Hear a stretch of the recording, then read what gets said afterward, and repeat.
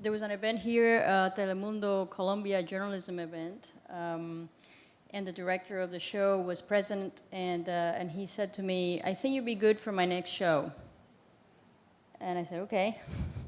And then we had lunch, and then he said, "Do you have anything to say about Latinos and politics?" And I said, "Sure." So I started talking, and then he said, "Stop, stop, stop, stop. I want you to go to HBO." And he didn't use the word audition, but tell us over there to the camera and see what happens. So, more than an audition, this was, you went straight and started? No, I had to audition. I mean, you sit down and they have a camera and they ask you and you talk, and then I guess they share that with other executives at HBO, and then they decide who makes the cut for the show. And then when it got to the show, you just go and start talking? And then, okay, so once you get cast, in this case, they shot in Miami and LA, not in New York.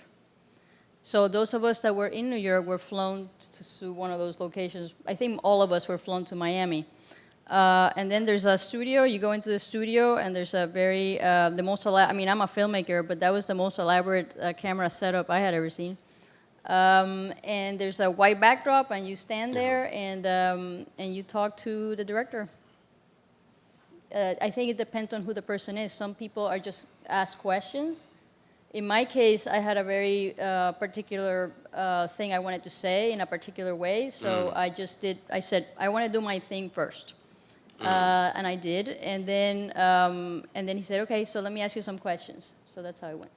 Okay, and you actually went, I don't know, John Lennon on them, right? And the thing was about voting, and says, voting is important, but imagination is...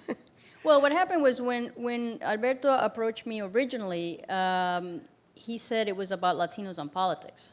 Right. At some point, I think that was refined or targeted to voting, or maybe it was there from the start, but he didn't tell me that from the beginning. Yeah. So to me... Well, Habla y Vota would have given you an indication. No, that wasn't the title then. Oh, okay. So yeah, but I was a bit concerned about that. I thought I would be la mala de la película.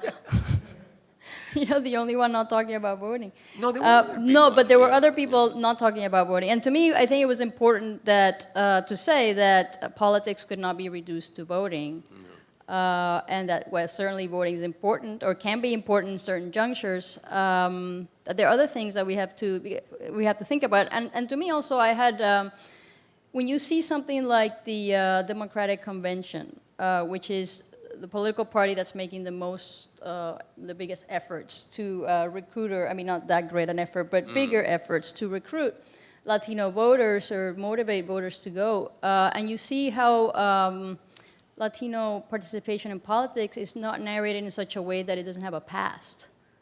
So it's a present. It's linked to one issue, and it seems like Latinos really have not or don't contribute anything to politics in the United States, except every 4 years you need their vote. So I kind of wanted to disrupt that idea a little bit. I mean, there have been plenty of Latinos in public office, not only in political militancy.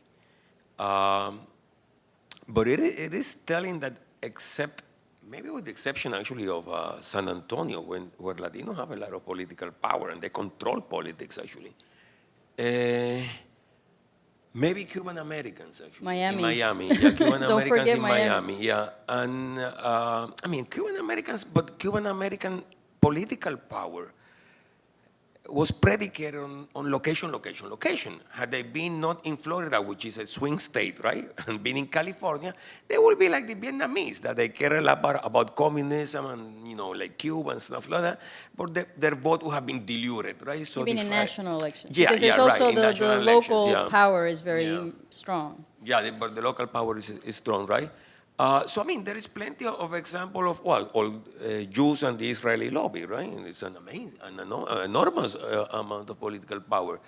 And I think we do badly, actually, by comparison even to other minorities. I lived in Los Angeles for 17 years, and black Americans maybe, 5% of the population, but they were able to elect a mayor way before. Well, the first mayor of Los Angeles was a Mexican, Sepulveda, I think it was. Well, that was in 1847. After that, I don't think there has been another one.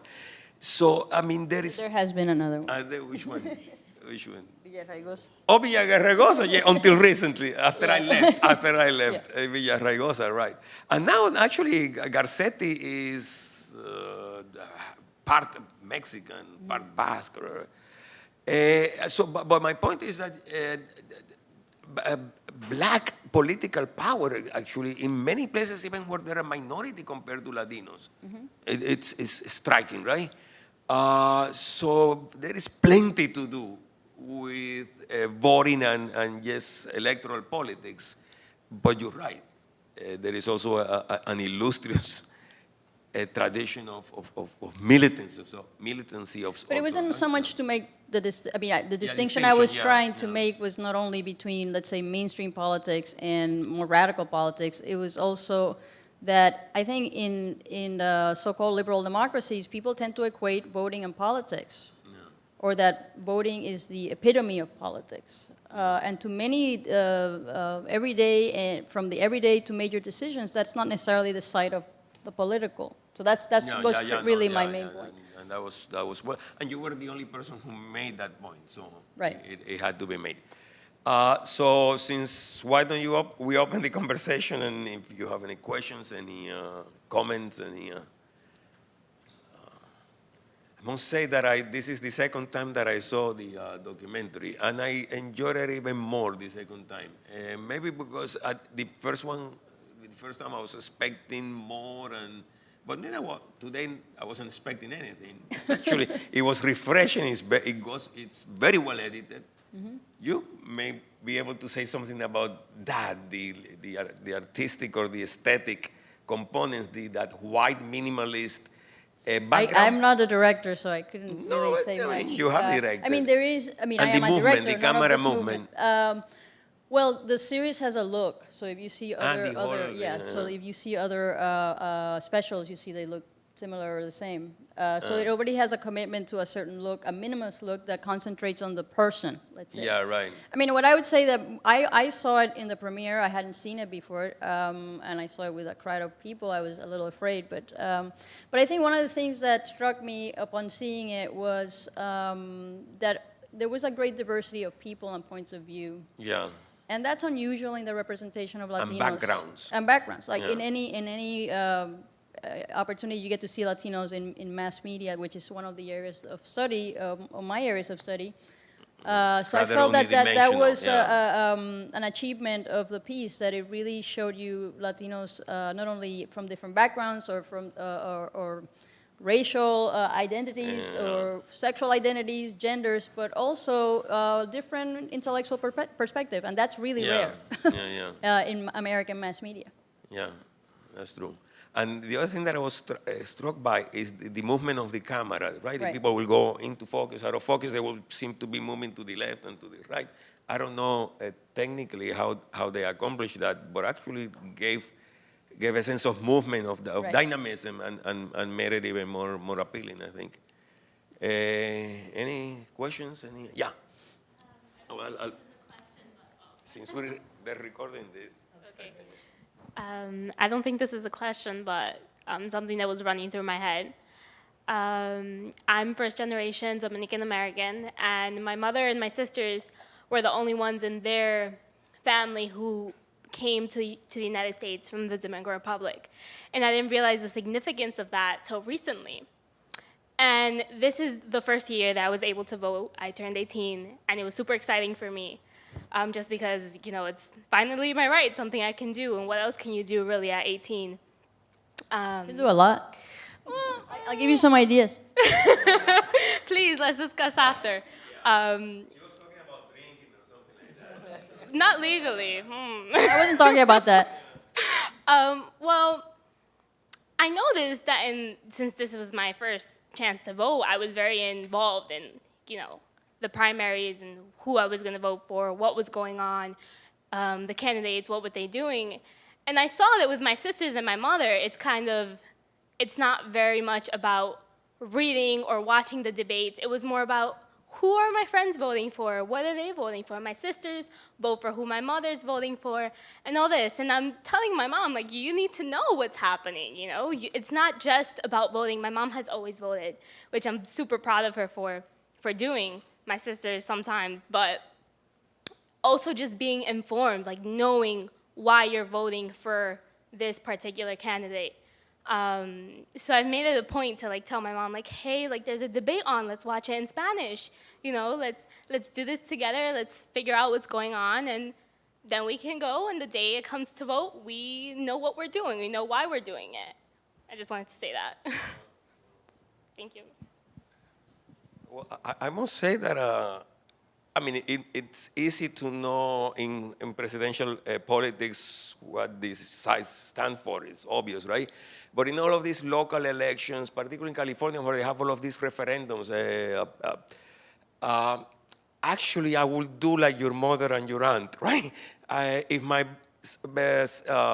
daughter or my wife or my son had looked at all of these propositions and listen, tell me what to vote for. I don't have the time to go through that. So there is a certain efficiency actually in the intelligence and the collaboration of others. I'm kidding, but any other? Well, we can continue our conversation informally. Oh, here we are. Okay. Hi, my name is Yolanda Cohen, and I am also original from the Dominican Republic.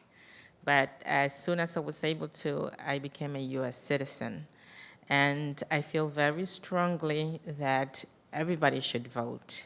And one thing that I taught my child was to go to the voting poll with me, and I made her vote for me so that she knows what to do when she became of age. And she just became 18 last year, and this is going to be her first presidential election. So I was very proud to see that she went and registered without me having to tell her anything, and that she is very politically involved. And I think it's very important for all Latinos to teach their children that they need to be involved in the system. I mean, part of the reasons why voter turnout is low has to do with a sense that those decisions don't affect you, or you have no way of participating meaningfully in the process, right? And part of that sensation has to do with the lack of outreach that Latinos receive in comparison. Like you're saying, like, why do African Americans have much larger voter turnout? There's many reasons for it.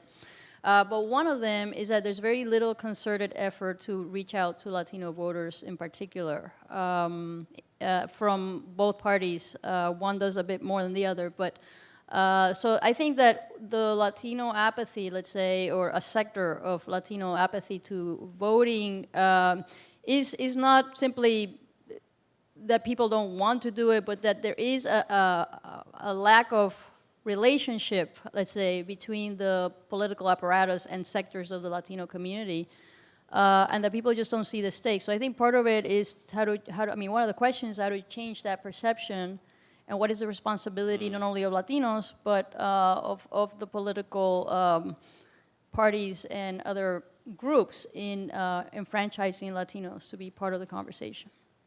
Yeah, I mean, this is a question of the chicken and the egg too, right? There's many more African Americans in Congress, in positions of power, because it's not so much that the parties are trying to appeal to, they are trying to appeal to, but they're not trying to recruit African Americans. African American recruitment is something that happens within African American community, right? Within the African churches. Maybe we don't have anything comparable to African churches. Yeah, one of the Catholic many churches, reasons, yes, so that you don't have a community apparatus. Yeah. And also, Latinos have very different experiences. Institutions have different ways that they come to the United States or have been here already. So there's also a large variation on just the experience of being Latino in the United States. Yeah, it's Like, more- yeah, like some people come with citizenship and some people don't. And of course, there's also a percentage of the Latino community that's undocumented that cannot vote. So there's many different reasons. If you add all the reasons, you get a pretty complex picture Yeah. of the complexity of living Latino, Yeah. at this time. I mean, but precisely because there are so many challenges. I mean, the one thing that we truly can use is some more energy from young Latinos like yourself, right? So maybe when you were saying that there is more than you can do than vote, right? I don't know how to do it exactly, but I'm sure that there is now mechanisms, right, for youth energy to be channeled into, And remember that of the new voters, a substantial percentage of those voters are young people, of the new voters. So in that regard, if there is a place of power within the Latino demographic for voting purposes, is the younger people. Yep.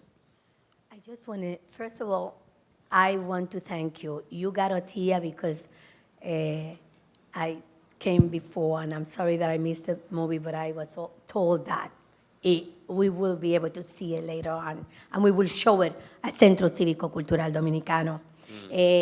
This group is from Centro Cívico Cultural Dominicano, and I have to agree with you in that we do not have in place a mechanism to really motivate and give incentive to our population to get involved in the voting process.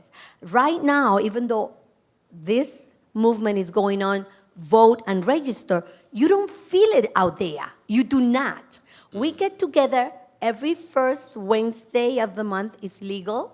We have a collaboration with Latino Justice and the Dominican Bar Association. They come to us, and we ourselves motivate our membership, our participants, that we have to learn, we have to go out to vote, we have to go out and get other people to vote. But you know what? You mentioned something about the African American churches. They do have that mechanism in place. But what can we do? Politicians are not spending money in motivating, in getting people involved, in really getting them knowledgeable about what's going on. I haven't felt the movement of like Hillary 8 years ago. It's not there.